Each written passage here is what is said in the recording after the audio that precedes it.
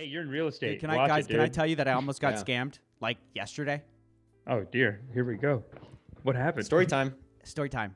So I've got an amazing podcast coming up. I don't often pat myself on the back, like I wouldn't often do this, but anyways, so I had this real a solid interview with a guy who's worth over $200 million. Okay, like an actual guru. He's built like 7 businesses, and he's investigating COVID, and he's got this drug that he thinks is going to be successful with COVID. And so I was going to get some for my parents because there's very little side effects. I just wanted to have some on hand just in case. You know what I mean? I just wanted some on hand. So I'm looking for an outlet, and I asked him, where do I find this? And he was telling me, there's some whatever. He was telling me some outlets that might sell it, but he's like, they're careful. There's a lot of scam pharmacies. So I go look at the one he recommended, but that pharmacy is currently, they're like out of stock or something. So I go and I'm looking for another one. And so now I'm the guy who's desperate among a bunch of wolves. So I'm in the situation that I'm never in. And I have it's a different criterion to evaluate because it's like pharmacy scams, which I've never really done that much research on. And so now I've got to evaluate this thing. So then I find this site that I think looks legit. And I put it in and they're like, oh, great. We'll message you during Japan time because it's American time right now, and we'll let you know if it's in stock, and we'll tell you how to get us the money. So I was like, cool, whatever. So the next day, I wake up, because that was last night. I wake up today, and I'm like, all right, great, let me log in, see if I can pay for this, whatever. They give me these strange wiring instructions that were like, hey, we don't want you to mention what this is for. We want you to use this weird wiring transfer thing. And I think it's a scam, but I don't know. The Guru Buster almost got busted. Well, here's the thing. Amish, I still want the drugs that might be a good cure for COVID. And it's I got to say, Spencer, this guy's telling me yesterday about this because we have our meetings on Thursday. And this guy's talking about it hey, I think I got a lead on COVID cure. I think I got it. He's talking about it. Dude, no. Amish, dude, I swear this guy's legit. I got a lead. I swear this guru is legit, guys. I got a lead on a COVID cure. I'm like, yo, order it right now. Remember you were saying that the guy said, hey, if your parents ever need it in the next couple of months, call me. I'm like, just tell them now.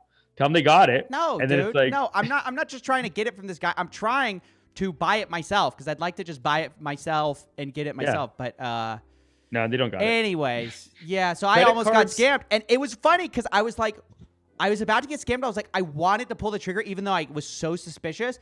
And I thought to myself, how funny. I'm in the exact position because I'm just desperate. That's the only reason that I'm about to buy this thing that I think is going to be a scam. Is because I'm desperate. That's beautiful. That's beautiful to tell the culture, man, because I swear to God, everyone that watches us has gotten scammed. Love yous. Love all of you. Hey, doesn't mean that you're not beautiful in God's eyes. It's fine. You got scammed, didn't you? All of them got scammed. Some of them think they're scamming. But they even got scammed. You can tell they bought some course. They just know too much about everyone is messaging saying hey, do you want the Dan Locke course? I bought it. I screwed up last year, but yeah, you can check it out. Well, credit cards. So credit cards offer 0% for 12 months because they know there's a certain percentage of people that will reach a tough point in their life where they'll use the credit cards and they'll get the 20% interest. Well, it's the same with the gurus. The reason why they run so many ads is they know if they just keep penetrating that mind about all these opportunities, at some point you might lose your job.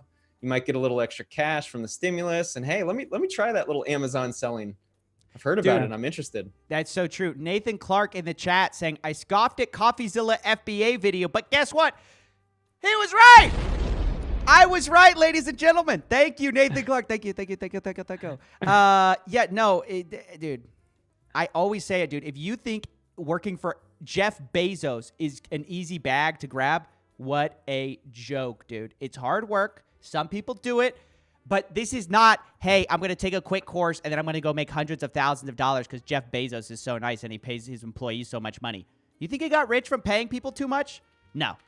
The reason why these guru courses work so well in terms of making money for the guru is because they operate on people who have a moment in their life where they're vulnerable, which we all do. You can go through a tough breakup. Yes. You can lose some money. Yes. Maybe your parents piss you off. You thought you were going to graduate from school. Yeah. I mean, you never know. We all we'll all have vulnerable moments. And thankfully, most of us have our vulnerable moments at a time where we are susceptible to certain messaging and we don't bite. but enough of us do, such that fake gurus make a lot of money. Yeah, Trump University, they would say, hey, someone's parents died, get him. Bad divorce, someone's wife cheated on him, get him. That's an easy target. Step on his neck while he's down, kick him while he's down, take his money. That's what they teach, basically. It's all distressed properties. It's a nice way of saying it is distressed properties. But what is distressed properties? And this is every one of these real estate. There's these two little people, twins from the 80s. They used to do it. The Asian guy, Steven, you just did a video on this guy. Tom Vu has the bikini girls in the background. Bing bang, he did it from Vietnam, from rags to riches, that guy on real estate. They've been selling this class for 40 years, maybe 30, 40 years. Like Get Rich in Real Estate. And I think what the class is, you see some loser out there, you take their shit, step on them. Their parents died. They don't know how to manage the money. So you'll just come in, pay them $50,000 under what it's worth. Just take it. Hold on. Let's correct it. You are partially correct. So there are unethical wholesalers out there. And the reason wholesalers can do this is they are not licensed. When you are licensed, you need to act in the best interest of the property owner. And so this is why right now a lot of states are cracking down on wholesaling, because you can go in and offer a lowball offer. You're basically taking advantage of a vulnerable homeowner who does not know the real value of their house. And so there are times where you bring insane value to the person. They're distressed, they owe money on taxes, and they don't want it to hit their credit.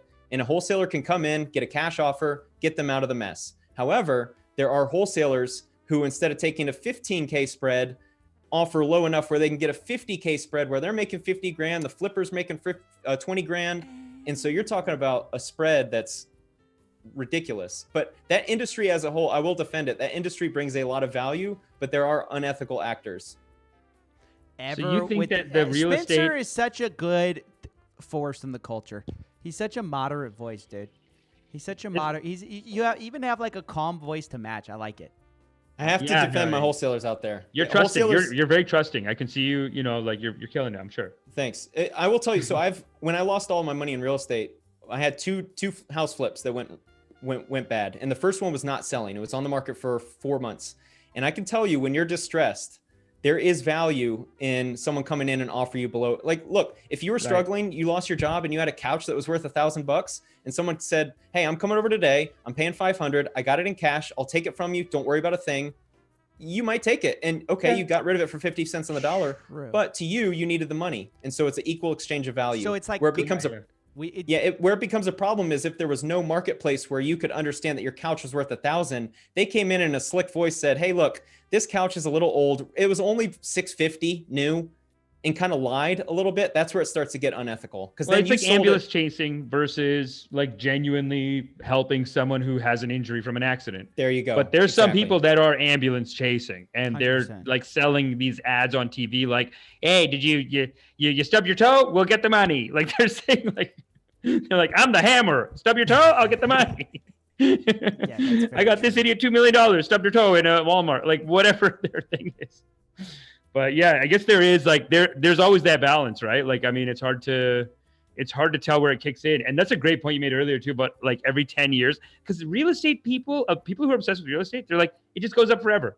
Just buy real estate, can't lose with real estate. What are you doing? Put it all in real estate. It's like, hey. It's like the stock market bulls, dude. That's what they say too. It just goes up forever and ever. Just that's what they do. Yeah.